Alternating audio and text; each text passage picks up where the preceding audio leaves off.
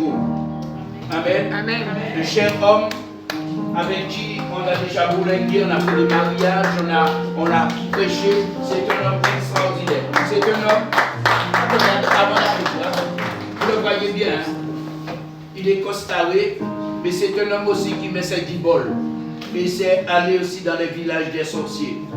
Aller et cultiver les terres et de donner à manger aux autres et de prêcher pour voir les autres se convertir. La seule chose, la dernière fois avec le docteur et toute l'équipe, on était là-bas, on a fait des villages, des ficelles de tous ces endroits-là. Et malheureusement, on n'a pas pu se côtoyer. Mais très bientôt, si moi je ne peux pas, invite ce monsieur. Là, il n'y a pas d'alternative. Tu invites ce monsieur. Amen. Et nous allons faire un travail excellent. Que le Seigneur nous bénisse. Voilà. Que le Seigneur nous bénisse ensemble et que sa grâce et sa providence accompagnent nos pas. Amen. Gloire à Dieu. Non, nous recevons le pasteur Aristide Minda, mais il n'est pas le seul Brazzavillois ici. Je te présente, tu peux venir ici, mon frère Wilfried, qui a été consacré il y a 15 jours ici. Amen. Amen. Amen. Je te présente son épouse, lui de Brazzaville et elle de Kinshasa. Alléluia. Que Dieu te bénisse. Et voilà un autre Quinois là-bas. Il est moitié Quinois, moitié Angolais. Voilà. Amen. Que Dieu soit béni. Et nous avons un Ivoirien ici aujourd'hui. Nous avons 2 Ivoiriens. Les 2 Ivoiriens peuvent se mettre debout à nouveau. Amen. Alléluia. Gloire à Dieu. Vraiment, quelle grâce. Est-ce que vous vous rappelez quand je vous disais précédemment, tous les 2 mois, il y avait des serviteurs qui venaient ici. Amen. Il y avait des séminaires ici. Il n'y avait pas de place ici. Dieu est en train de ramener le peuple. Amen. Et depuis, quand j'ai dit ça, on a prié pour, qu'est-ce que vous voyez?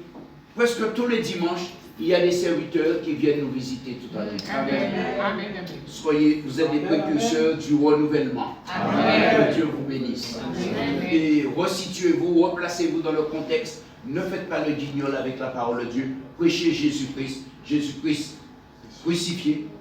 Jésus-Christ ressuscité. Et Jésus-Christ glorifié. Amen. Alléluia. Que Dieu vous bénisse. Est-ce que nous recevons le pasteur Aristide?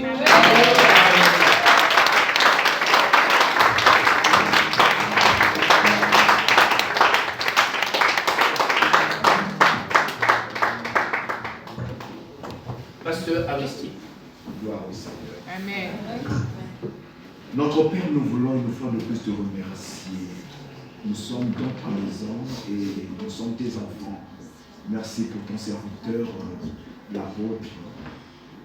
Merci pour son épouse. Merci pour tout ce peuple béni. Dans ta présence, nos vies crient déjà gloire. Voilà pourquoi, en ce premier dimanche de ce mois de novembre, nous voulons encore apprécier la personne de Jésus. Il est tout ce que nous avons de précieux, de beau, de cher. Avec lui, tout est possible. Merci pour ton amour, ta présence en ce lieu.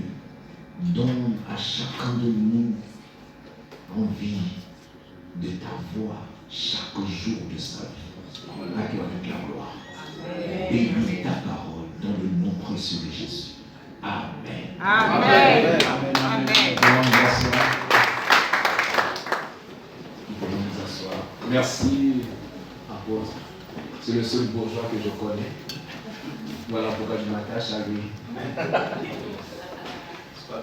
Vous savez, ça fait déjà beaucoup d'années que je connais l'apôtre, son épouse. Et avant le Covid, presque chaque année, j'étais invité parmi vous, j'ai le visage familier que je vois. Et je suis très content de vous revoir. Vous savez, avec Dieu, tout est possible. Aussi Amen. longtemps que même le Covid n'a pas pu nous emporter, c'est que nous avons quelque chose à faire avec Dieu. Amen. Amen. Je peux dire Amen. Amen. J'ai eu le Covid, nous étions les premières personnes à penser. Ça a secoué notre corps. Mais vous savez, ça n'a pas pu nous emporter. Et ça, c'est un miracle. Moi, je suis même tombé dans les pommes parce que j'ai eu 42 de fièvre et j'étais 3 semaines à l'hôpital. Vous voyez, mais ça n'a pas pu m'emporter. Simplement parce que Jésus avait encore quelque chose à faire avec moi sur la terre. Donc ça veut dire que lorsque vous ouvrez vos yeux, dites-vous, je suis encore dans le plan de Dieu. Et Dieu a encore quelque chose à faire avec moi. Que personne ne se décourage. Si le diable avait la capacité de vous emporter, ça devait être quelque chose d'ancien. Mais si vous êtes encore là, c'est qu'il n'a pas cette permission. Il peut secouer votre corps, mais il ne peut pas vous emporter aussi longtemps que Dieu n'a pas dit son dernier mot. Amen.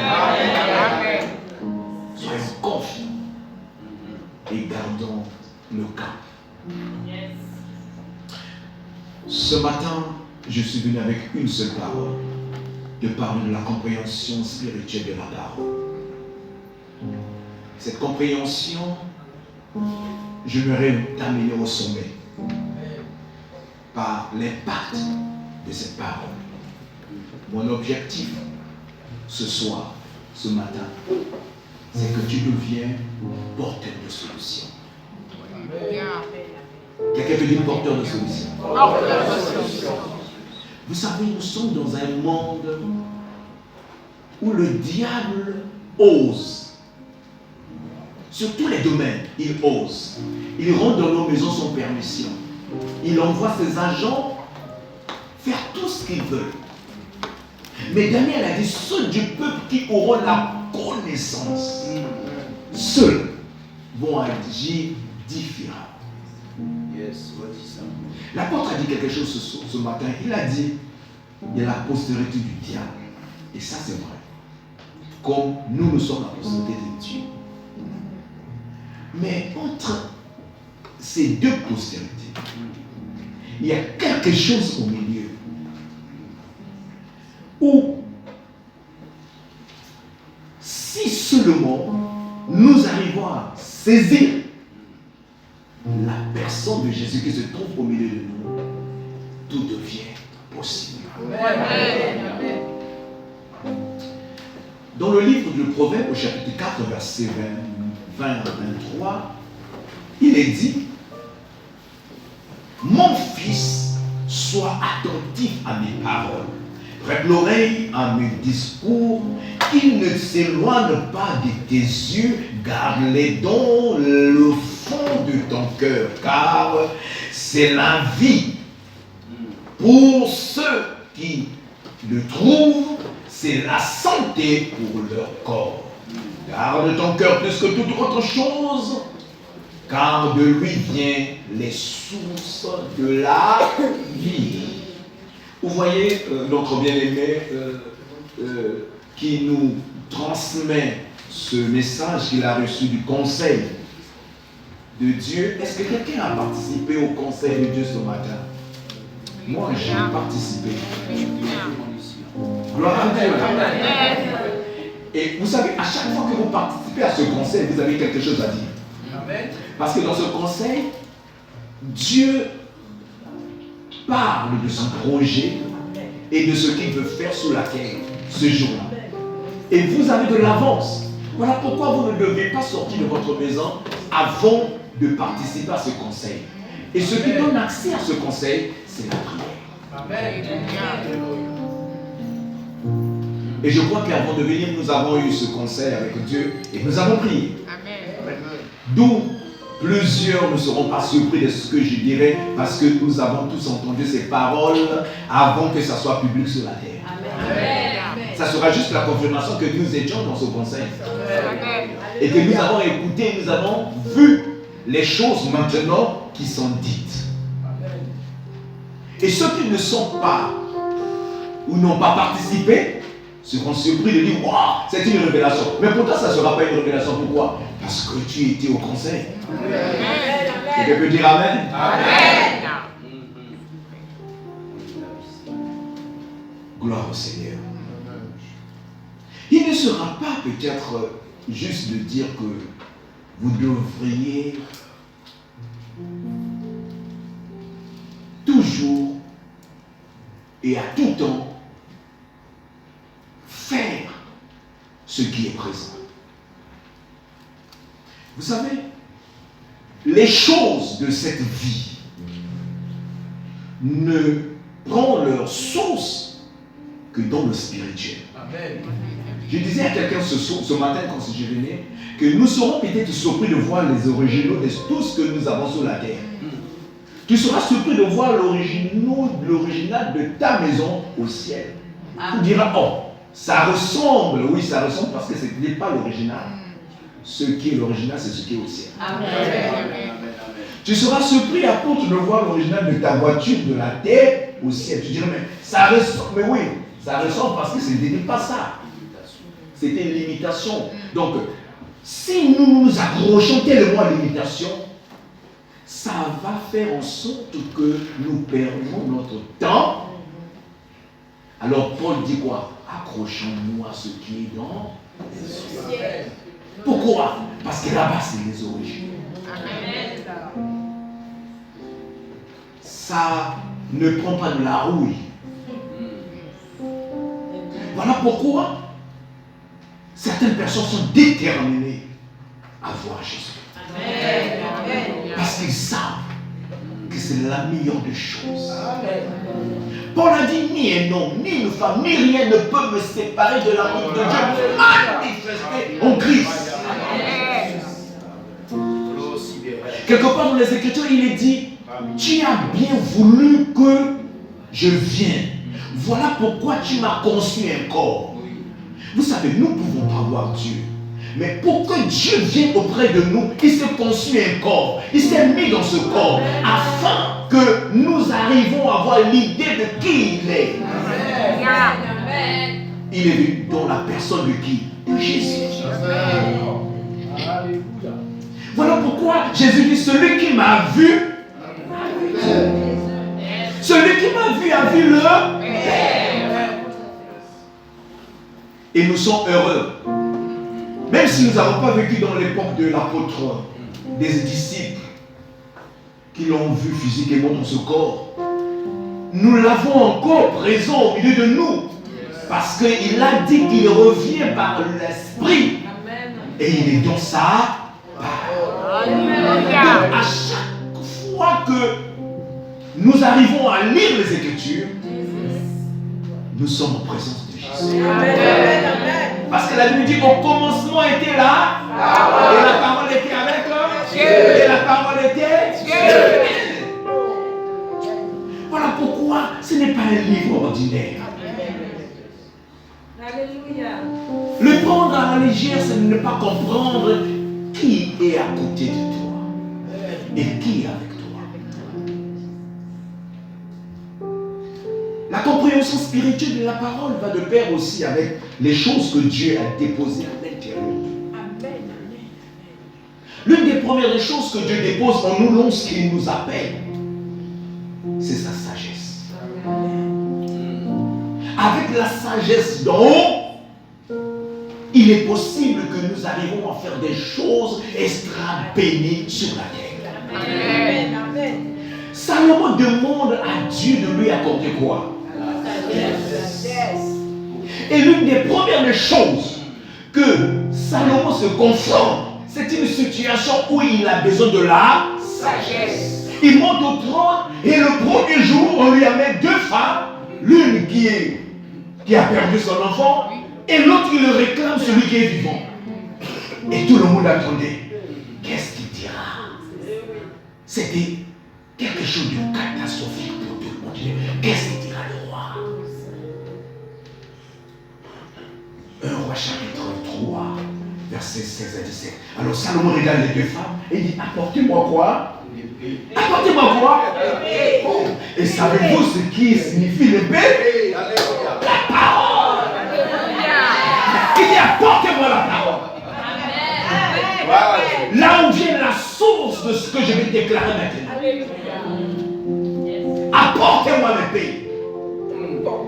Paul dit, la parole de Dieu est une épée à deux tranchants, pénètre jusqu'à diviser. Quelqu'un doit dire Amen.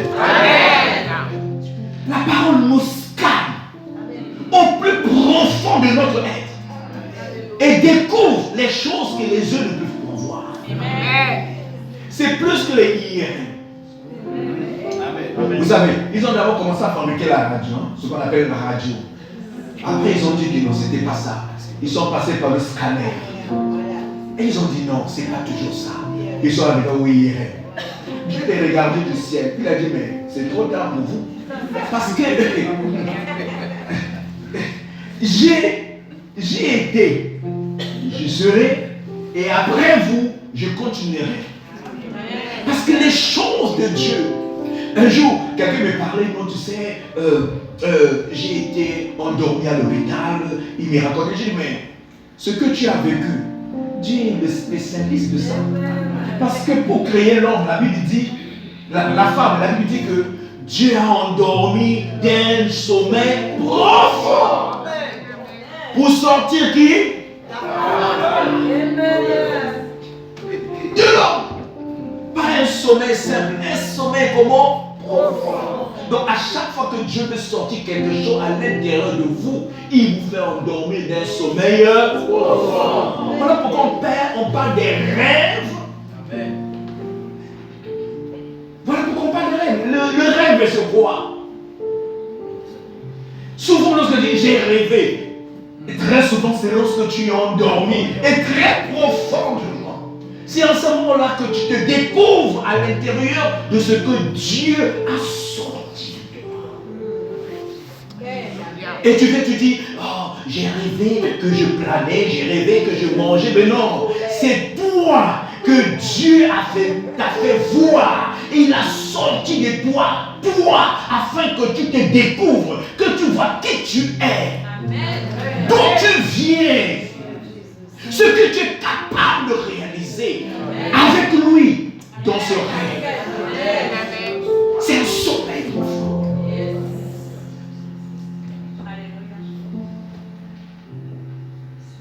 Nous devrions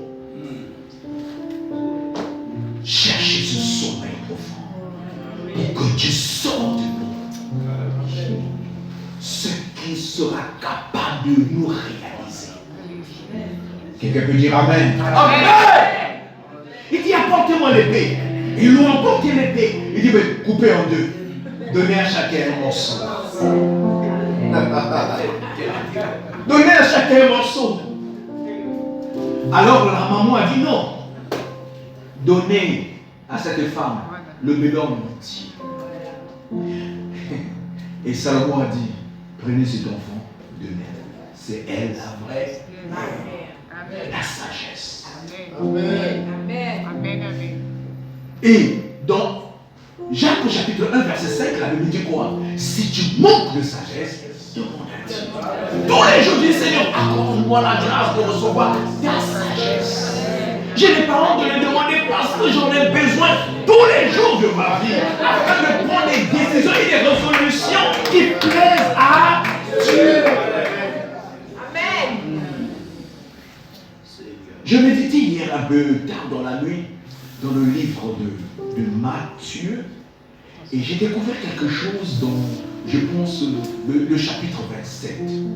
On dit que dès le matin, les sacrificateurs se sont retrouvés dans leur conseil pour voir comment sacrifier Jésus, comment livrer Jésus. Vous voyez? Et à chaque fois que je lisais, j'ai découvert qu'à chaque fois qu'ils voulaient faire une chose, ils se mettaient en conseil. Alors j'ai commencé à poser la question à l'esprit, pourquoi toujours ils sont en conseil? Il dit, en fait, c'est là où tout est décidé. Et ça, c'est quelque chose qui vous manque. Amen. Amen. Et même lorsque vous arrivez à vous mettre en conseil, c'est pour les futurités. Amen. Pour dire, apôtre, moi je ne comprends pas ton message. Ou bien pour dire, telle sœur, écoutez, dans la discussion, ou bien la chorale n'a pas chanté, n'a pas bien chanté. Non, ça, c'est pas des discussions de conseil. Si vous avez besoin de ça, parlons de ça lorsque nous sommes en cuisine, lorsque nous conduisons, mais lorsque nous sommes au conseil. Eux, ils se sont assis pour voir comment livrer Jésus.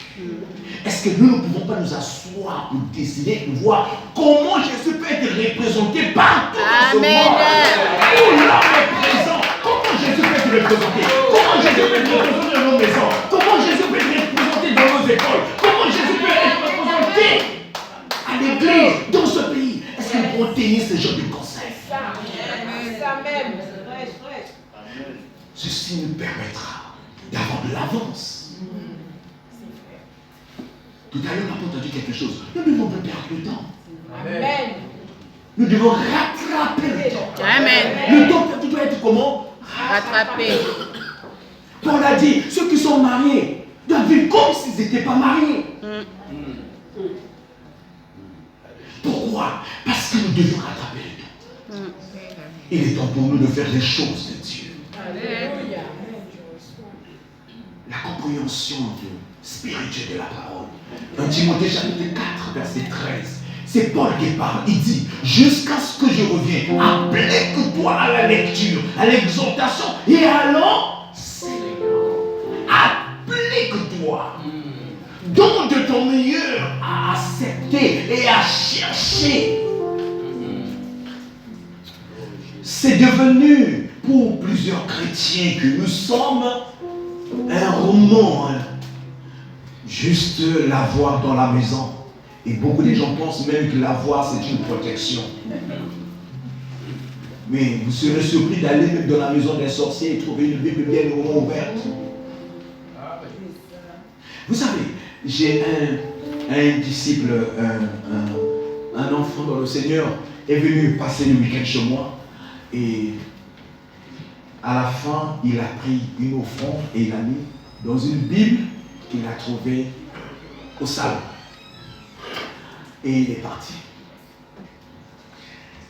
Et je n'avais pas l'habitude d'ouvrir cette Bible. Ça, c'est vrai. Mais ce jour-là, j'étais au salon et puis j'étais en train de réfléchir et j'ai voulu lire. Et j'ai regardé et j'ai pris cette Bible et j'ai ouvert. Oh, j'ai trouvé une offrande. Et je vois ce mot. Et là, l'esprit m'interpelle. Il m'interpelle. Alors, je me rends compte que c'était pour lui voir si cette Bible dans ce salon a souvent été ouverte. Et le lendemain, je l'ai appelé, je lui ai dit merci pour ton offrande. Et il m'a dit, oh papa, je croyais que vous n'ouvrez jamais cette Bible.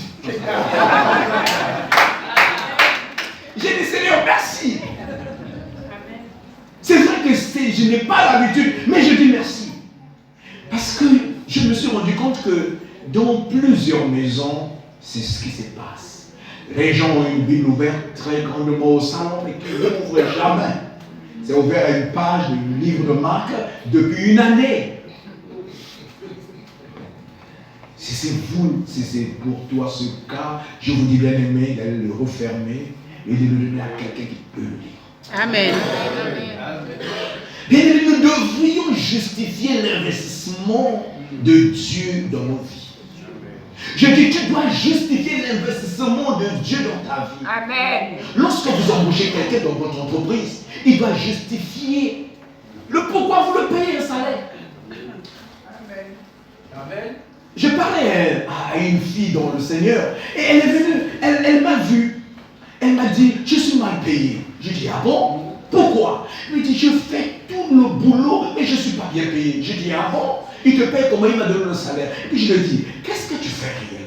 Il me dit, bon, le matin quand je viens, on me demande de lire les mails. Après, on me demande de trier le courrier. Et après, on me demande d'aller le mettre à la poste. J'ai dit, c'est tout. C'est ton patron qui le demande. Il dit, oui. Mais qu'est-ce que tu as pu créer dans ces démons afin que lui, il se rende compte que tu as mené un ajout? Il ne dit rien. J'ai dit, mais c'est normal. Il ne te paye que ce qu'il te demande de faire. Pourquoi veux-tu qu'il te paye plus? Puisqu'il te dit déjà le travail à faire.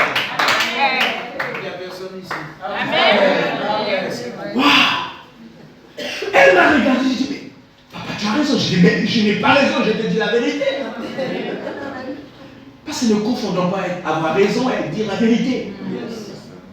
Si seulement tu peux t'asseoir et réfléchir pour les mails, au lieu de l'envoyer un à un, je vais créer un bloc où lorsque ces mails sont envoyés, ça va tout ensemble et tous nos clients reçoivent au même moment et même lorsqu'ils ne sont pas là, tu crées un logiciel où même si le bureau est fermé, si un mail est envoyé, la personne reçoit immédiatement l'accusé de réception. Au lieu de l'écrire encore, nous avons reçu votre message. Non! Si tu fais ce genre de choses, il se rendra compte que vous avez ajouté un plus, il augmentera ton salaire. Yes. Tu dois être payé à ta juste valeur. Mais je vous dis, même Dieu nous paye à notre juste valeur. Pas maintenant, tu viens à l'église, tu t'assois, tu ne fais rien, tu es là seulement, tu danses, après avoir dansé, tu te lèves, tu pars. Lorsqu'on appelle des réunions, tu n'es pas là, tu as toujours les rêves, et à la fin tu dis, oh Dieu, s'il te plaît, j'ai mal aux pieds, guéris-moi. Je dis, mais c'est pas ça. On nous paye à notre juste valeur. Amen. Le jour où j'ai découvert cette écriture qui dit, on notera même ce que tu crois avoir. Tu dis, Seigneur, c'est trop difficile. Dieu dit oui. Tu sais pourquoi? Parce que je ne peux pas investir dans une vie où il y a des trous. Je suis perdant. Une vie où il y a trop de trous, Dieu n'investit pas. Vous savez la première des choses que Jésus lui-même a découvert quand il est venu sur la terre, que son père était un businessman. Il a regardé Joseph et Marie, il a dit, ne savez-vous pas que je dois m'occuper des affaires? Parce que celui-là, c'est un businessman qui fait des affaires sur la terre. Souvenez-vous de ce qu'il a fait lorsqu'il a donné aux 4 personnes les talents. Il faisait quoi? Il faut les multiplier. Il est venu, il a dit, tu sais, je sais que toi, tu sais que... Il dit, mais tu sais tout ça. Pourquoi tu n'as pas pris ça? Tu l'as mis à la banque. Amen. Moi, je suis un homme d'affaires. J'investis. Et chacun de nous doit justifier l'investissement que Dieu fait dans sa vie. Croyez-vous? Bon, écoutez, quelqu'un a dit, tu sais, Jésus cadeau. Moi, j'ai dit, non, ce n'est pas cadeau. Si Jésus est cadeau pour toi, il n'était pas cadeau pour le Père. Vous savez, lors de nos anniversaires comme aujourd'hui pour l'apôtre, on offre un cadeau. Mais quelqu'un a payé pour ce cadeau. Est-ce que quelqu'un comprend ces choses? Amen. Amen. Donc ne dites jamais que c'est toujours gratuit. Non. Voilà pourquoi vous devez comprendre ce que la parole de Dieu nous enseigne. Justifie l'investissement de Dieu dans ta vie. Et Dieu ajoutera encore un plus. Amen. Pourquoi? Parce que l'intelligence que Dieu nous donne. Voilà pourquoi Paul prie. Il dit, ouvre les yeux de mon cœur afin que je sache ce qui est attaché à mon appel. Que Dieu ouvre tes yeux afin que tu saches Alléluia. ce qui est attaché à ton appel. Alléluia. Vous savez, bien aimés, les hôpitaux n'ont pas besoin de faire la publicité. Peu importe où l'hôpital se trouve, il y aura toujours des gens qui vont courir et qui iront attendre les médecins qui viendront 3, 4, 5 heures après. Vous savez pourquoi? Parce que c'est leur lieu de solution. Ah, c'est leur lieu de solution. Dieu m'a interpellé il y a quelques moments. Il m'a dit, tu sais ainsi, ils ne viendront pas s'asseoir pour t'écouter juste. Et s'ils viennent s'asseoir pour s'écouter, c'est par respect. Jusqu'à ce que tu deviennes une solution pour eux. Ils s'asseoiront là par respect. Amen. Ou encore parce qu'ils sont chrétiens. Ou parce qu'ils n'ont nulle part à aller. Voilà pourquoi il y a de l'immigration dans nos églises. Je parle de moi, je me suis résolu à devenir un porteur Non seulement de bonnes nouvelles, mais une solution. Amen. Amen. Il faut accourir de partout de la France pour venir, parce que c'est leur lieu de solution. Alléluia. Alors là, je ne parle pas seulement de l'église, mais je parle de chaque domaine de la vie. Vous savez, vous pouvez avoir la même boutique avec votre voisin, vous pouvez vendre les mêmes choses, vous pouvez faire la même cantine, mais si vous êtes une solution pour eux, ils viendront à vous. Quel est l'objectif? Nous faisons un commerce, n'est-ce pas? Nous vendons des choses. Mais parfois les gens vont dire non, je vends juste parce que je veux arrondir les bouts des fins du mois. Ce n'est pas ça la vision.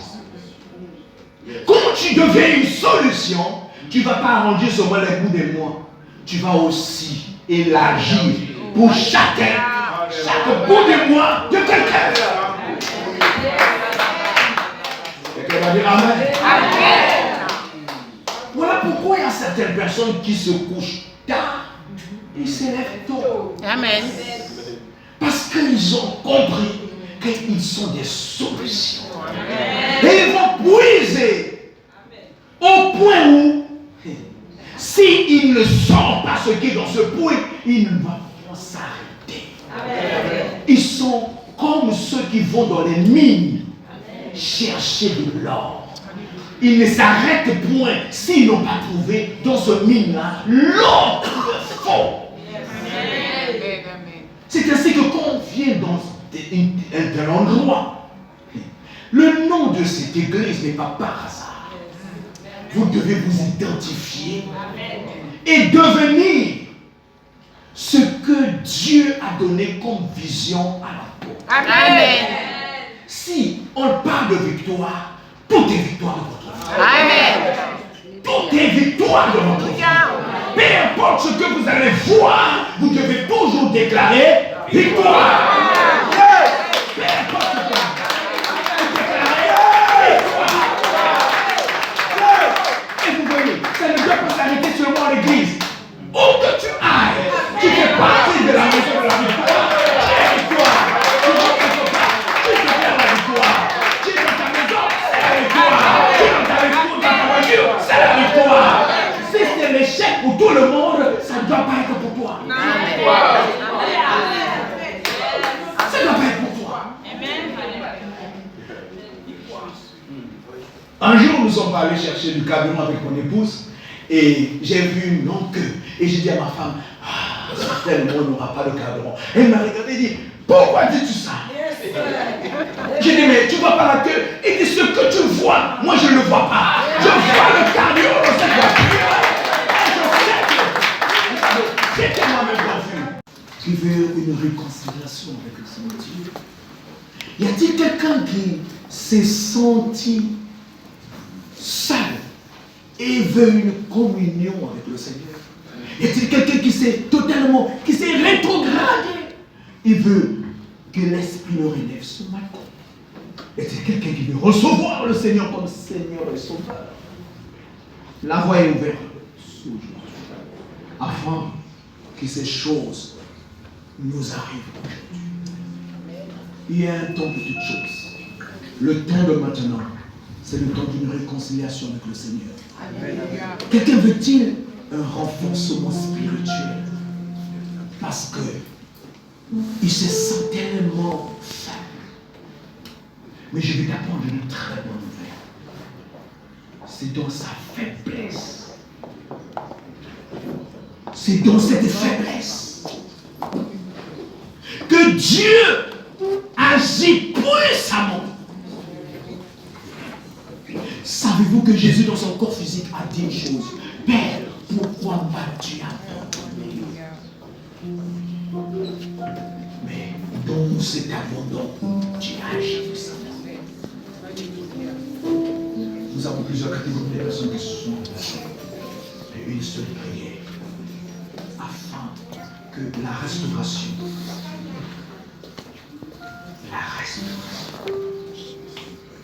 la réconciliation de saisir là où tu es, dans le nom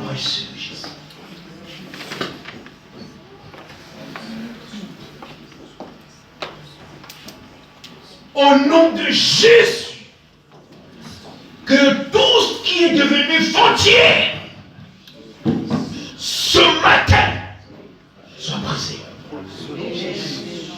Que toute barrière dressée par l'ennemi, par des hommes, ce matin, toute ta vie, soit ôtée. Que tout ce qui se dresse ce matin devant toi, tout foi, soit déchiré maintenant dans le nom de Jésus. Quelqu'un est en train de sortir de cette coquille où il a été enfermé au nom de Jésus. Si tu peux te voir libéré de cette captivité, que toute chaîne qui t'attache à ton passé et aux choses du diable, ce matin, la parole de Dieu est libérée pour briser cela dans le nom de Jésus. J'ordonne maintenant la liberté de ton esprit, la liberté de ton âme, la liberté de ton corps, toute maladie chronique qui demeure à l'intérieur, la parole pénètre maintenant pour briser cela dans le nom de Jésus. La Bible dit qu'il a envoyé sa parole. Maintenant la parole aujourd'hui est envoyée. Elle est là, cette parole. Elle entre dans ce lieu. Elle est là, cette parole. Elle vient auprès de toi. Elle te touche maintenant. Reçois ta guérison. Reçois ta guérison. Sois libre de chaque captivité.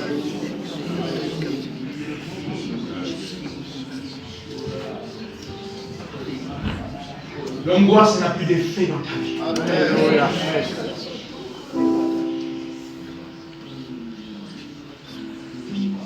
Tout cœur brisé à ce lieu présent retrouve sa forme du commencement. J'ordonne maintenant à toute forme de pensée qui te brise, qui t'enchaîne, qui te diminue. Au nom de Jésus, sans effet, aucune de ces pensées va prospérer dans ta vie. Je déclare dans le nom de Jésus que tu es libre maintenant. Tu es libre maintenant. Tu es libre maintenant. Satan n'a plus d'effet dans ta vie. Je déclare et je décrète que tout ce qu'il fait est nul et sans effet. Ce pays te restera favorable. Le ciel qui est ouvert sur ta vie reprend l'abondance et la grâce maintenant. Il y a un changement qui s'opère dans la vie de quelqu'un ce matin. Il y a un changement qui s'opère dans la vie de quelqu'un ce matin. Le mariage de quelqu'un est en train d'être réconcilié. L'enfant d'une personne va être revenu. Tout ce qui n'est pas de Dieu ce matin est renversé. Laisse le Saint-Esprit œuvrer dans ta vie maintenant. Il est là, le Saint-Esprit. Et il s'approche de toi. Dieu seul va te toucher ce matin. Dieu seul va opérer cette opération ce matin. Dieu seul va se saisir de toi. Aujourd'hui, sois rempli maintenant du Saint-Esprit. Toi qui es libre, que l'Esprit de Dieu te remplit. Que l'Esprit de Dieu te remplit. Que l'Esprit de Dieu te remplit. Que l'Esprit de Dieu te remplit. Il n'y a plus de condamnation pour celui qui est en Christ. Il n'y a plus de condamnation. Lève-toi maintenant et sois éclairé.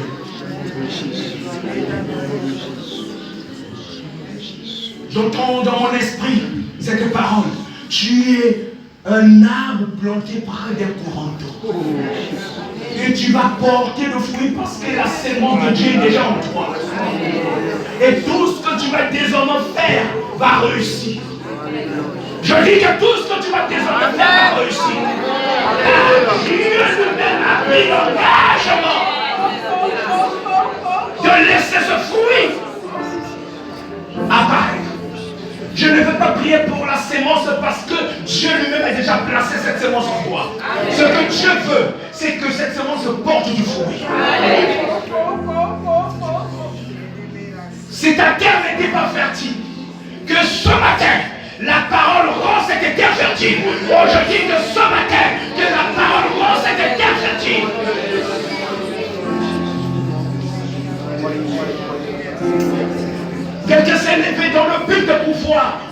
ton infléchissement. Je vois cette personne comme il est en train de faire et de la manière auquel il est en train de vouloir agir. Bien-aimé, je déclare que tous ces complots sont nuls et sans effet. Au nom de Jésus. Ces paroles doivent dire.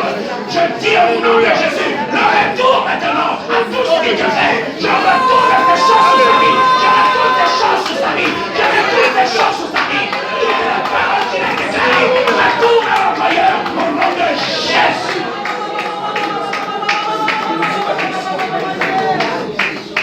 L'Éternel a vu les enfants d'Israël et il les a dit, les Égyptiens que vous voyez maintenant, vous ne les verrez plus jamais.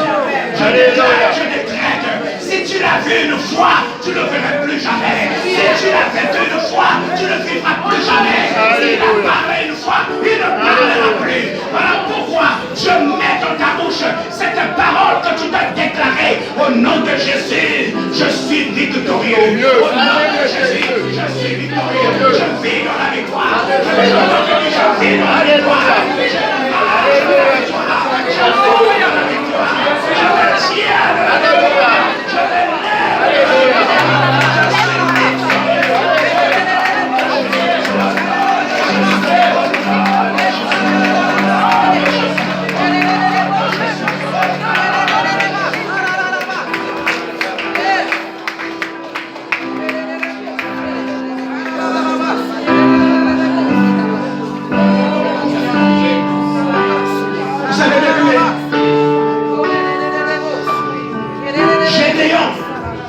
Gédéon s'est vu comme étant un faiblard.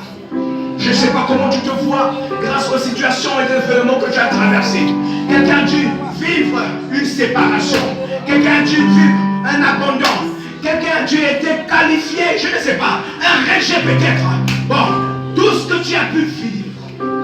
Gédéon, je vous dis, pour résumer, c'est dit, je ne suis que un faiblard. Mais quand Dieu a pointé son doigt sur ce faiblard, il a dit, vaillant héros. Je déclare et je décrète, vaillant héros, vaillant héros, vaillant héros, vaillant héros, vaillant héros, vaillant héros, vaillant héros. Si seulement tu peux le déclarer avec conviction, vaillant héros, qui est le fort, vaillant héros.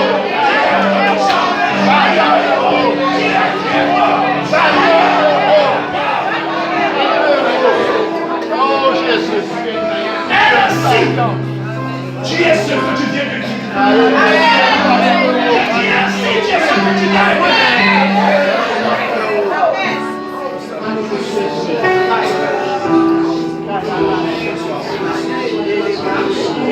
Peu importe ce que quiconque a dit, vous savez, nous pouvons arriver quelque part et les gens commencent à déclarer les choses telles que tu es un sorcier qui est en train de t'envoûter, tu as ceci. Ok, bon, ça peut être vrai ou pas, mais ce que je sais, que l'envoûtement, l'enchantement, il dit de les déclarer dans les Écritures, n'aura pas d'effet sur toi. Tu dois le dire ouvertement que l'envoûtement, l'enchantement n'aura pas d'effet dans ma vie, n'aura pas d'effet dans ma famille, n'aura pas d'effet dans mon mariage, n'aura pas d'effet dans mon travail, n'aura pas d'effet dans ma santé, n'aura pas d'effet dans mon âme, dans mon esprit, au nom de Jésus.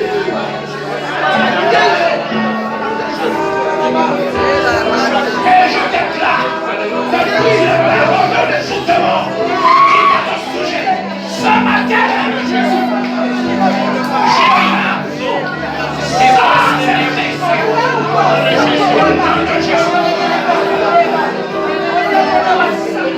tu ne vivras pas. C'est le rappel de ma mère. Alléluia. Écoutez, j'entends dans mon esprit quelque chose. Il y a des gens en ce lieu qui vivent ce que leur père, leur mère, leur arrière-père, mais ont vécu. Ils retrouvent cette vie-là en eux. Les mêmes événements, les mêmes situations, les mêmes épreuves. Mais je veux te dire ce soir, si tu es dans ce cas, Oh, chante.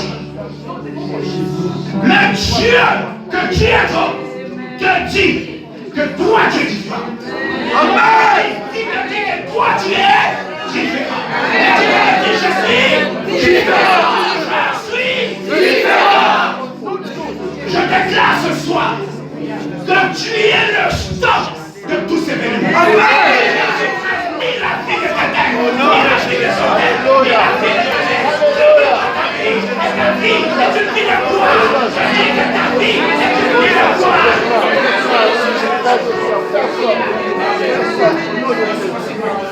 La vie est une vie de gloire. Tu ne vivras pas la vie que ceux qui sont t'ont précédé ont vécu.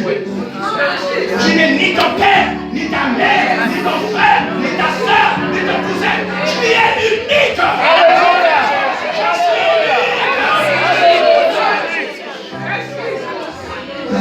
Alléluia. Ces choses n'auront pas d'effet dans ta vie. Et s'il arrive que sans que tu le saches, que cela a commencé à agir dans ta vie. Maman, si quelqu'un de ta famille a vécu cette maladie, c'est au nom de Jésus qu'elle s'arrête. Si quelqu'un a vécu une séparation, un rejet, un divorce, mort de travail, si quelqu'un a vécu une santé malade, je te déclare libéré de cette chaîne. Je sors de cette chaîne. La destinée est unique. Ma destinée est unique. Ma destinée est unique. Dis je vivrai.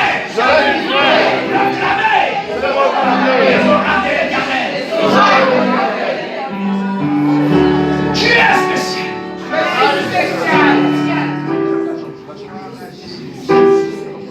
Je dis bien-aimé, j'ai été libéré de ces choses parce que je me suis rendu compte que je suis différent. J'ai vu dans les Écritures que je suis une créature merveilleuse. Qu'il est dit de moi que Dieu a un plan merveilleux, un plan de malheur. Qui t'a dit que tu es malheureuse? Refuse cela. Peu importe le sentiment de la personne. Refuse d'être malheureuse. Refuse d'être malheureuse. Refuse au nom de Jésus. Tu n'es pas. Et tu ne peux pas le confesser. Vous savez, bien aimé, les choses que nous vivons aujourd'hui sont de la terre. Mais la Bible dit, nous sommes dans le monde, mais nous ne sommes pas du monde. Oh, dis, je suis dans le monde, mais je ne suis pas du monde. Je suis dans le monde, je ne suis pas du monde. Alors, bien-aimé, focalise-toi sur les choses de haut. Et déclare ce que les choses de haut t'enseignent. Que Dieu ouvre ton entendement afin que tu comprends les Écritures. Que Dieu t'accorde l'intelligence, la sagesse qu'il faut. Dieu dit à Moïse, bénis ce peuple et déclare que Dieu vous bénisse. Que Dieu vous accorde sa grâce. Que Dieu vous accorde sa paix. Que Dieu te fasse luire au devant des hommes. Et Dieu fasse briller son visage sur vous. Ainsi, le nom de Dieu est invoqué sur ta vie. Le nom de Dieu est invoqué sur ton esprit. Le nom de Dieu est invoqué sur ton âme. Le nom de Dieu est invoqué sur ton esprit. Le nom de Dieu est invoqué sur toi. Ainsi, tu es de Dieu, tu restes de Dieu et tu lui appartiens. Que tu peux dire Alléluia. Gloire à Dieu. Je suis victorieux. Je suis victorieux. Au précieux de Jésus. Amen. Va avec la paix que Dieu t'a mis dans ton cœur. Amen. Et apprécie-le en l'acclamant. On lui acclame.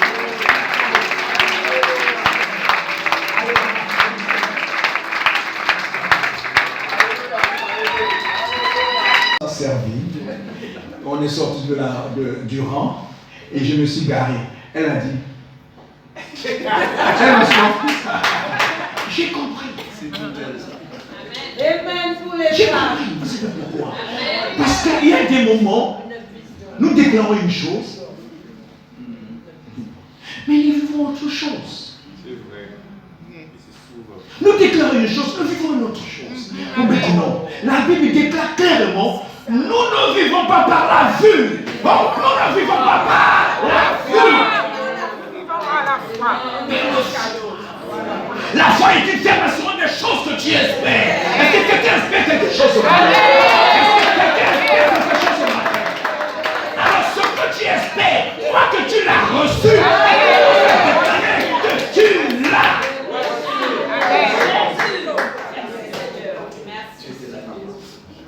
Amen. J'ai été opéré 3 fois. La première fois qu'elle m'a opéré, merci. La première fois qu'on m'a opéré, le monsieur a fait 2 trous dans mon ventre et puis je ne sais pas qu'est-ce qu'il a fait. Et le kyste est revenu comme si on n'avait jamais opéré.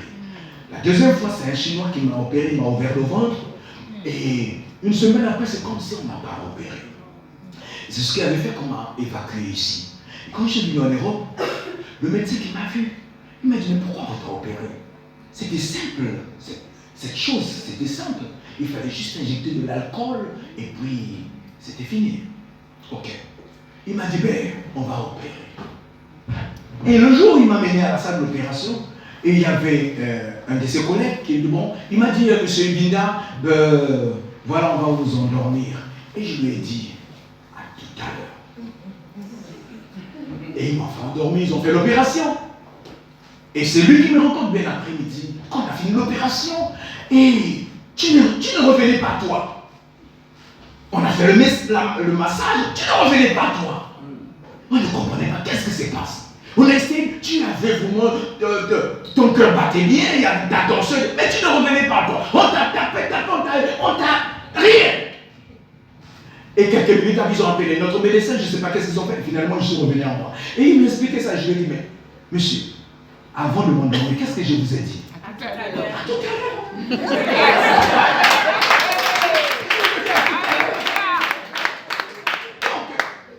Vous vous inquiétez, mais moi j'étais petit dans un environnement de gloire. Je ne sais pas ce que Dieu voulait, peut-être c'était encore un repos qu'il voulait que je puisse y avoir. Donc, ce que vous dites, c'est ce que vous vivez. Amen. Tout ce que tu dis, c'est ce que tu vis. Amen. Si tu crois, bien sûr, tu verras la gloire de Dieu. Amen. Quelqu'un doit dire Amen. Amen. Bien-aimé, si vous voulez avoir de la valeur et garder cette valeur, acceptez ce que Dieu vous dit. Amen. Personne ne peut se valoriser lui-même. C'est d'autres personnes, souvent, qui vous donnent cette valeur. Amen. Mais ce qui est vrai, que vous savez ce qui est à l'intérieur de vous. Si vous êtes vide, vous savez aussi que vous êtes vide. Mais si vous avez quelque chose en vous, vous ne pouvez pas craindre. Vous ne pouvez pas craindre. Vous serez confiant. Parce que vous savez ce qui est à l'intérieur. Moi qui te vois, je peux dire, tu n'es pas enceinte, mais toi, tu te connais. Le vôtre ne peut peut-être pas être comme on peut voir une femme enceinte. 2 semaines, tu peux déjà savoir qu'il y a quelque chose qui ne va pas à l'intérieur. Tu peux déjà savoir. Moi, je peux attendre 3 mois. Mais à 2 mois, tu peux déjà commencer à ressentir le miracle que Dieu a déposé à l'intérieur. Et tu peux commencer déjà à dire, je suis déjà un homme changé. Je suis déjà une personne de transformation. J'ai quelque chose en moi. D'ici 2 mois, il y aura une révolution. Ils vont dire, on ne voit rien. C'est pas parce que tu n'as pas vu que cela ne se trouve pas en moi.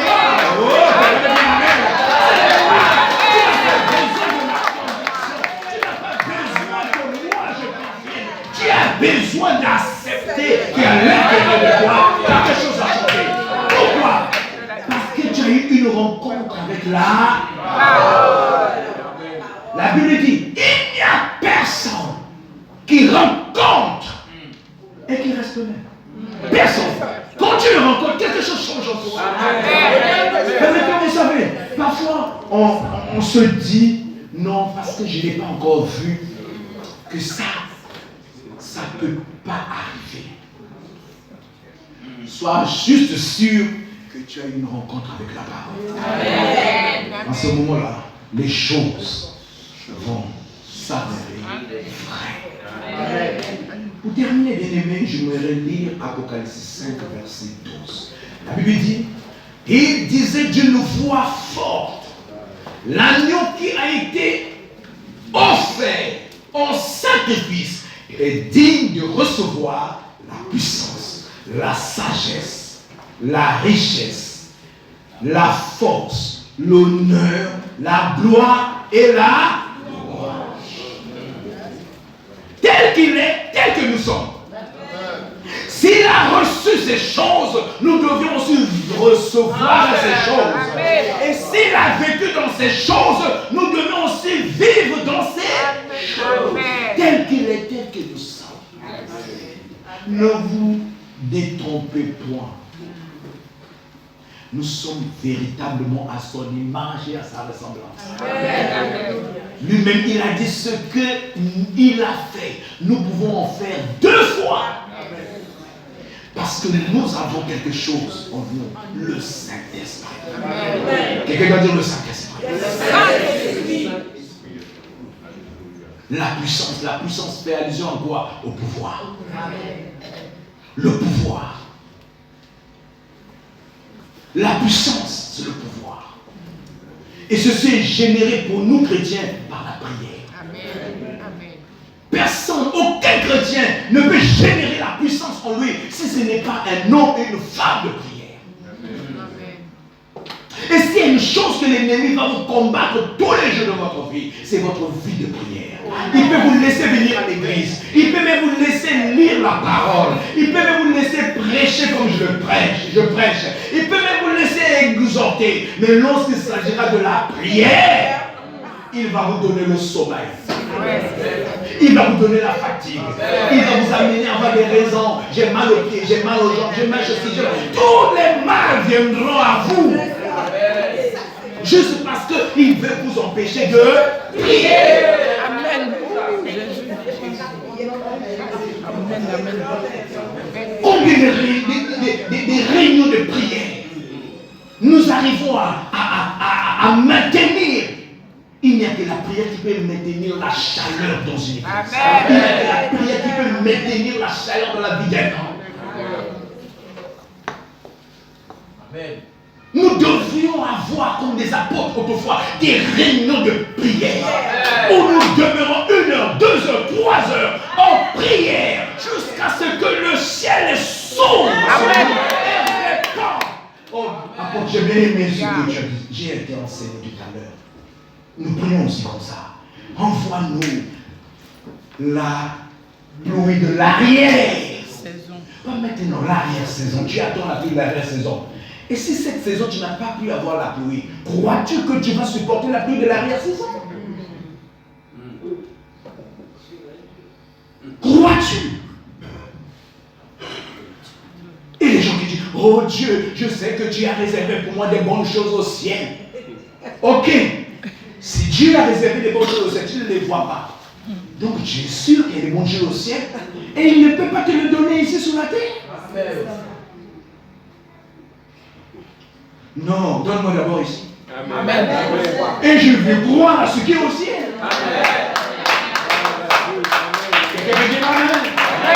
Donne-moi la pluie de ma saison. Oh, je vais me mouiller de la pluie de ma saison. C'est ma saison. C'est mon jour. C'est mon aujourd'hui.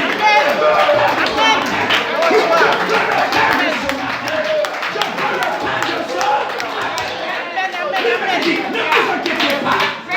Demain, je vais prendre soin. Mais priez aujourd'hui. Quand je me lève le matin, je dis Seigneur, donne-moi le pain aujourd'hui. Oh,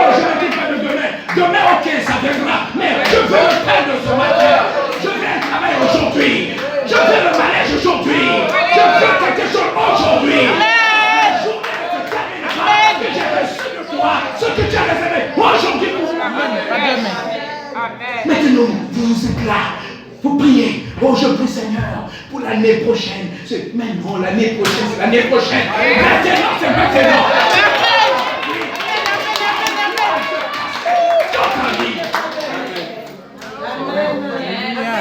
La Bible déclare une parole très importante dans le livre d'Ésaïe. Tout arme forgée contre vous, Sans effet. et toute langue qui se lève contre vous En jugement. sera comment? Oh, bien aimé, ok. Vous savez, on ne fait pas souvent attention. Il y a des gens qui ont pris ce texte biblique comme une récitation. Mais je vous dis qu'il se passe deux choses dans ce texte. Tout arme forgée contre vous. Le premier, merci à toi. Le premier, c'est un combat. Là, l'arme est forgée contre vous. Vous avez besoin de vous défendre. Amen. Mais vous ne pouvez pas vous défendre avec l'arme. Voilà pourquoi Éphésiens nous rappelle que ce ne sont pas des armes charnelles, mais ce sont des armes spirituelles. Et il cite ces armes. Vous devez en avoir. Et dans ce combat, vous devez vous livrer avec afin de vous positionner. Amen. La deuxième partie de ce texte, il dit toute langue qui s'élèvera contre vous en. Alors, en justice, on n'a pas besoin des armes. Non, non, non. On ne va pas avec les armes en justice. En justice, on va pour se défendre. Amen. On a besoin de se défendre. Alors, si vous n'avez rien pour se défendre, on ne peut se défendre que pour la parole. Tu es malade et la maladie t'a mené en justice. Tu ne dis pas, c'est maître sur j'ai été guéri. Oh, ça ne va pas, tu es pauvre. Tu dis, il s'est fait pauvre avec que je m'enrichis. Je me défends avec la parole. Donc cette justice où Satan m'a amené, je dois me défendre avec cette parole. Afin que Satan sache, je défends ma cause. Je veux dire amen. En justice, on défend sa cause. Et tu ne peux défendre ta cause que par la parole. Donc ne dis jamais, non, Satan m'amènera pas en justice. Si tu ne vas pas en justice avec lui, comment pourrais-tu sortir victorieux? Sache qu'il t'amènera toujours en justice. Va en justice avec lui. Mais il y a quelque chose en toi, tu dois défendre ta cause. Amen. Si tu arrives en justice, tu m'as pleuré. Oh, je ne sais pas. Qu'est-ce qui m'arrive? Oh, je ne sais pas. Aide-moi. Le juge va dire, je suis là pour te juger.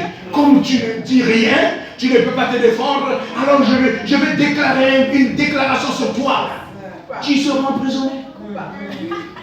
Que tu aies raison ou pas. Voilà pourquoi Dieu nous a donné la parole. Et il a listé toutes choses afin que lorsque nous sommes condamnés et nous sommes amenés à la justice et que nous ayons ce qu'il nous faut pour nous défendre. Tu dois te défendre. Tu dois défendre non seulement ta personne, tu dois défendre ta famille, tu dois défendre ta femme, tu dois défendre l'église. Rien ne peut être contre l'église. Et si le diable vient et commence à combattre l'église, tu te lèves, tu dis, il est écrit. Rien contre l'église. Rien contre l'église.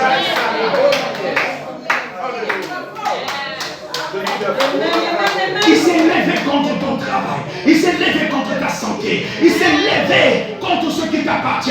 Il s'est levé contre ton pays. Il s'est levé contre ta nation. Il s'est levé contre tes frères, tes sœurs. Et tu les regardes. Tu les regardes. Tu ne dis rien. Tu viens, tu t'assois. Tu danses, tu donnes dans le fond, tu te lèves, tu pars. Tu reviens, tu dis les mêmes choses. À un moment donné, il faut que tu te lèves. Amen. Que tu dis aujourd'hui, je dois défendre ma cause. Amen. Je dois me défendre parce que je ne peux pas accepter cette inégalité des choses dans ma vie. Amen. Ça ne doit pas continuer ainsi. Amen. La Bible dit une chose, je dis toujours heureux.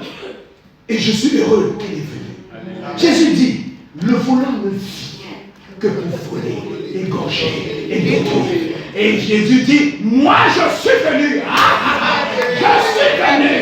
Je suis venu afin que mes brebis aient la vie et la vie en abondance. Oh Dieu, je veux défendre ma cause. Je veux servir en abondance. Une femme est venue pour demander quelque chose à Jésus. Jésus la regarde ce taux. J'ai dit, ok, va, prends-moi ton mari, viens avec. Il dit, j'ai pas de mari. Jésus dit, là, tu as du vrai. Parce que même celui qui est avec toi, il n'est pas ton mari. Qu'est-ce que Jésus voulait apprendre à cette femme? Tu cherches de réconfort auprès des hommes. Tu cherches la protection auprès des hommes. Et tu vois toi-même que depuis que tu cherches, tu en as jusqu'à 7. Et si tu continues, tu auras 8, 9, 10, 11, 12. Et tu n'en seras jamais satisfait. Mais je suis l'odeur. Viens à moi tel que tu es. Et je te donnerai du repos. Croyez-vous que nous sommes chrétiens ou nous appartenons à Christ juste parce qu'il n'avait rien à faire et qu'il nous manquait des gens autour de lui? Avant que toi et moi nous existons, Dieu avait déjà de la compagnie. Mais si Dieu a permis que nous, on existe et que nous soyons en son image, à sa ressemblance, c'est que nous avons un but et un objectif que les anges ne peuvent pas accomplir, que le ciel en entier rassemblé ne peut pas accomplir. Si ce n'est que l'homme que je suis qui peut accomplir et satisfaire le cœur de Dieu. Voilà pourquoi je suis spécial. Quelque part dans l'esprit dit, je suis une créature merveilleuse. Je suis une créature merveilleuse. Maintenant, quand tu te vois dans le miroir, tu te dis, moi je ne comprends pas ce visage, je ne comprends pas comment, je ne comprends pas tout ce qui est en haut et en bas, je ne comprends pas. Mais tu ne comprends pas. Qu'est-ce que tu ne comprends pas? Qu'est-ce que tu ne comprends pas? La différence avec l'église et l'hôpital, c'est que l'hôpital, on accorde les soins. À l'église, on guérit. Amen. À l'église, on guérit. À l'hôpital, on vous accorde les soins. Et Jésus a dit, je ne suis pas venu pour ceux qui sont en bonne santé, pour les malades. Et nous savons tous qu'on trouve les malades ici-bas à l'hôpital. Bon, donc si on prend l'église comme l'hôpital, l'hôpital est plus différent. Parce que si on prend l'hôpital, le CHU, là-bas on va pour les soins.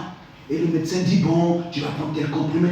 Et mais quand tu viens à l'église, ici, on ne te donne pas les soins.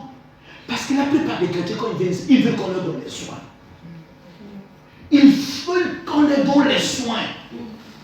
On leur met le pansement aujourd'hui et on leur dit, demain, on vient, on va te mettre un autre pansement. Ils aiment ça. Non, je vais mettre le pansement. Tu sais, on va te cicatriser ici, on va faire ceci, on va ouvrir ici. Oui, bien aimé, ces choses font partie de la guérison de Dieu. C'est-à-dire, Dieu t'accorde la guérison parce que dans la guérison, il a déjà tout mis. Il y a tous les pansements que tu as désirés dans ta guérison. Donc, il n'a pas besoin de changer tous les jours les pansements. Il t'est guéri.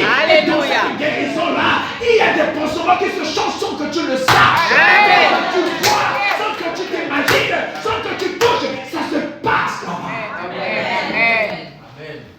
Voilà pourquoi c'est par la foi que ces choses se perdent. Amen. Ce n'est pas parce que tu n'as pas vu que Dieu n'a pas encore fait. Il l'a déjà fait. Quelqu'un est malade dans ce lieu, tu es guéri. Tu as manqué de quelque chose ce matin, tu es comblé. Et si tu étais troublé dans ton cœur, tu as déjà la paix. Et pour ce que tu ressens maintenant, je déclare et je décrète la paix avec toi. Que Dieu vous bénisse. Amen. La richesse que Dieu parle, ce n'est pas cette richesse de l'or et l'argent. Sinon le diable aussi donne l'or et l'argent à ses adeptes. Ce qu'il ne peut pas vous donner, c'est la santé, c'est la grâce, c'est la paix, c'est la joie et la présence de Dieu.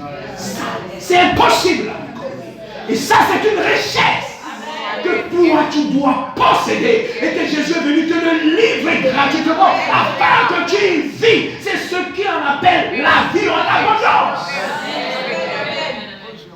C'est ça la vie en abondance. La sagesse que nous parlons au commencement, c'est cette capacité de pouvoir accorder la solution. Résoudre un problème. nous recevons la force comme Jésus l'a reçu. C'est-à-dire la capacité de résister à l'épreuve. Ça ne vient pas du jour au lendemain. Il faut que tu reçois cette force.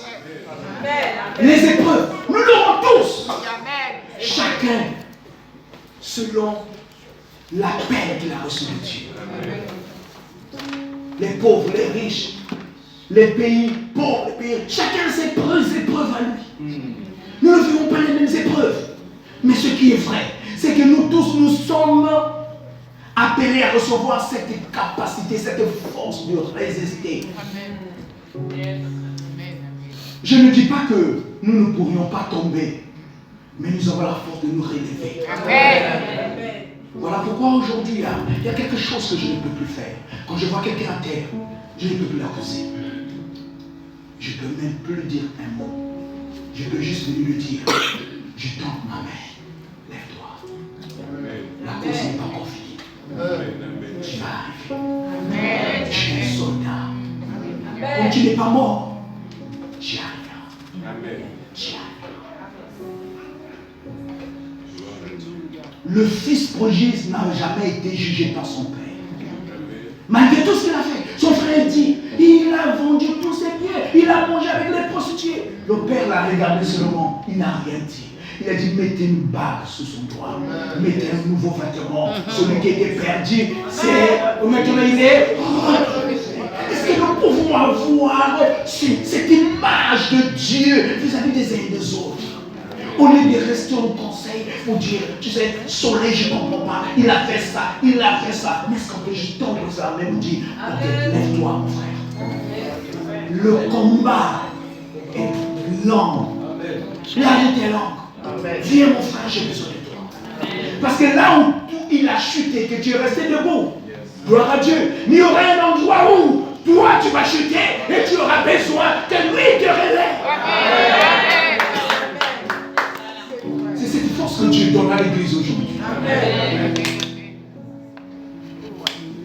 L'honneur, tu dois recevoir l'honneur. Tu ne peux pas t'honorer toi-même, mais quelqu'un d'autre peut t'honorer. L'honneur, c'est quoi? C'est de récompenser à sa juste valeur. Nous qui travaillons dans les entreprises séculaires, nous qui sommes quelque part hors de l'église, et nous qui sommes aussi plein temps dans l'église, nous devions, nous, recevoir l'honneur à travers la récompense par rapport à ce que nous pouvons apporter. Amen. Vous savez, je disais dans une réunion avec nous-mêmes des pasteurs, je leur disais, écoutez, je ne peux pas vous accuser. Vous asseyez, vous dites, écoute, monsieur Ibida, on va vous payer, je dis comme ça, 500 €. Si je me fâche contre vous, c'est que je n'ai pas compris. Mais si je sais la valeur de ce qui est à l'intérieur de moi et les services que je peux rendre afin de faire de vous les personnes que Dieu attend, de vous amener au sommet, je n'aurais même pas à vous demander. Vous aurez vous-même à donner parce que vous allez reconnaître la valeur de ce que vous avez reçu. Amen. Vous rentrez dans un supermarché. Vous n'allez pas à la caisse pour dire, écoutez, j'ai vu là-bas le beurre et à 2 € au quartier, c'est 1 €. Hein? Donc, donnez-moi. Ils vont te dire non. Vous savez, le quartier n'a pas la même valeur qu'ici. Ici, c'est une valeur plus élevée. Si tu peux payer le prix de cette valeur, tu auras le produit. Amen. Yes. Je veux te parler, pour te dire, si tu travailles quelque part, dans une entreprise, tu peux te faire toi-même ton salaire. Amen.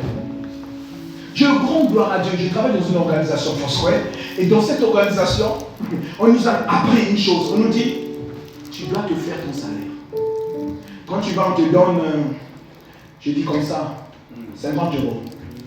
Une année, 50 €. Bon, maintenant, si tu te plais avec 50 €, ok. Après l'année, on va dire, ok, on signe le contrat, c'est 50 € toute l'année. Mais au mieux comme tu veux, ça c'est. Mais quand tu commences à comprendre que ça, j'ai une femme, j'ai des enfants, je ne peux pas me nourrir pour ça, je ne peux pas mendier, je dois me donner une valeur. Yes. Tu te lèveras tôt, tu te coucheras tard. Amen. tes genoux auront des cicatrices, tes mains seront toujours levées. Tes yeux vers le Seigneur pour implorer la force, la sagesse, l'intelligence afin que tu deviennes une solution pour ce peuple. Vous savez, l'homme a besoin de solutions. Peu importe ce que tu veux de lui, si tu n'es pas porteur de solution, à un moment donné, il va s'inquiéter. Je mets à côté de la porte, nous tous là. Le jour où il ne sera plus porteur de solution, on viendra sur nous, plus personne.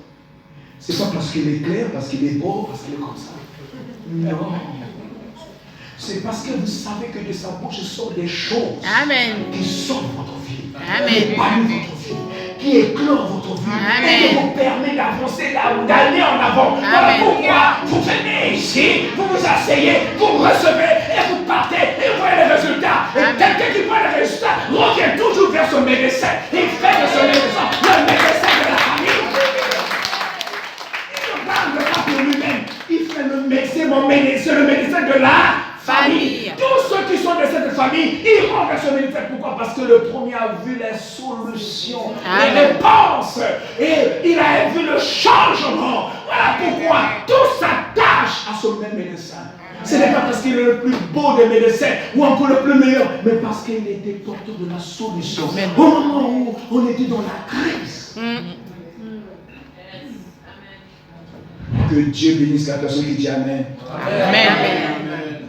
Bien-aimé, c'est ainsi que l'impact de la parole dans nos vies nous amène à regarder autour de nous et à dire rien ne peut me changer, me séparer de l'amour de Dieu. Rien. Rien. Qui suis-je? Où il m'amène? Comment il m'amène? Avec qui il m'attache? Toutes ces questions trouvent leur réponse dans la parole. Et quand la parole impacte votre vie, et il vous amène au sommet, vous devenez vous-même porteur de la bonne nouvelle. Vous regardez quelqu'un et vous dites, je suis Jésus, parce qu'il peut te changer. Parce que vous avez vu qu'il vous a changé. Je prêche l'évangile, non parce qu'il faut que je prêche l'évangile, mais parce que j'ai vu la miséricorde de Dieu. J'ai dit la miséricorde de Dieu. La miséricorde de Dieu ne peut être comparée à rien. Il me l'a accordé comme ça. Et j'ai encore expérimenté cette miséricorde lors du Covid. Lorsque nous avons eu le Covid, en mars, quand le Covid a apparu en Europe, vous avez bien aimé, les gens mouraient. Et puis encore, j'ai attrapé le Covid ici, j'ai pris le vol, je ne sais pas ce qu'on a fait. Alors c'était encore grave. Je ne sais pas comment ça s'est passé ici, je suis resté 2 mois. Mais tous ceux qui avaient le Covid en Afrique étaient comme les gens qui avaient la peste.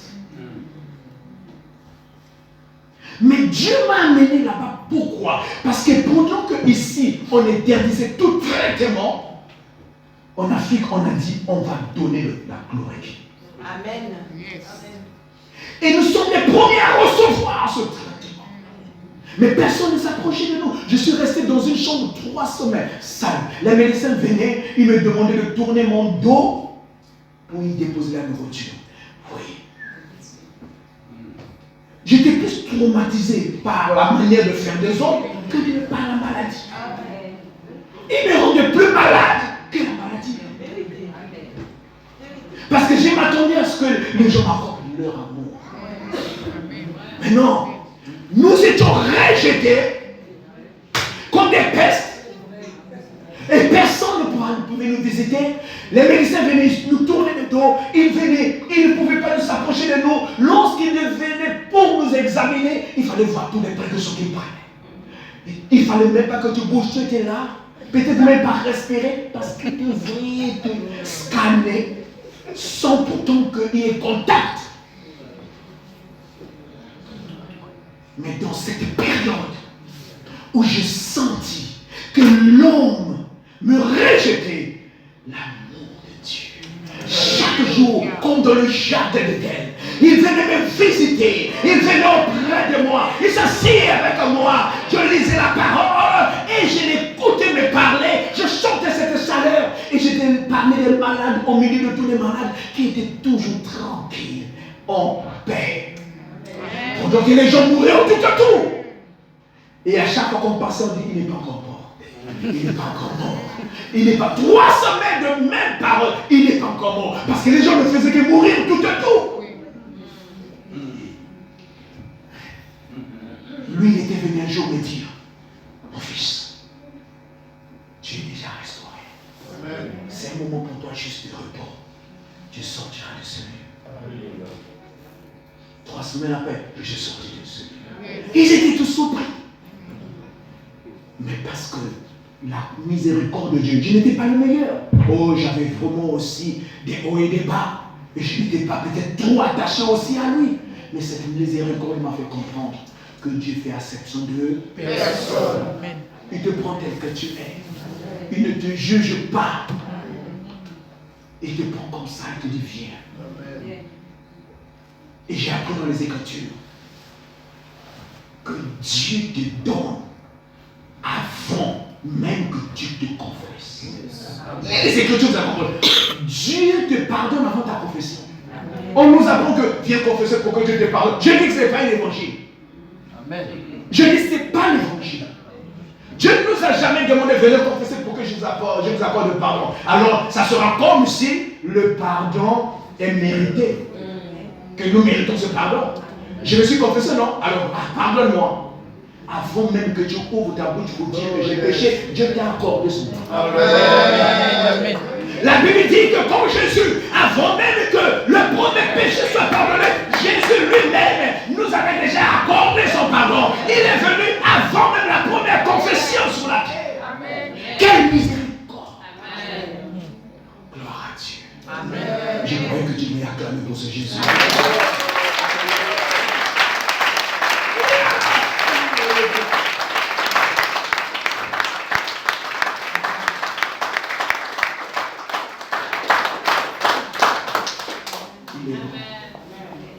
Il est tout ce que nous pouvons avoir de précieux. Sa miséricorde ne durera jamais. Et rien ne peut être comparé à ça. C'est une chose que tu ne dois pas oublier. Dans tout ce qui a été déclaré ce soir, c'est que la parole de Dieu est miséricordieuse. Nous allons nous lever.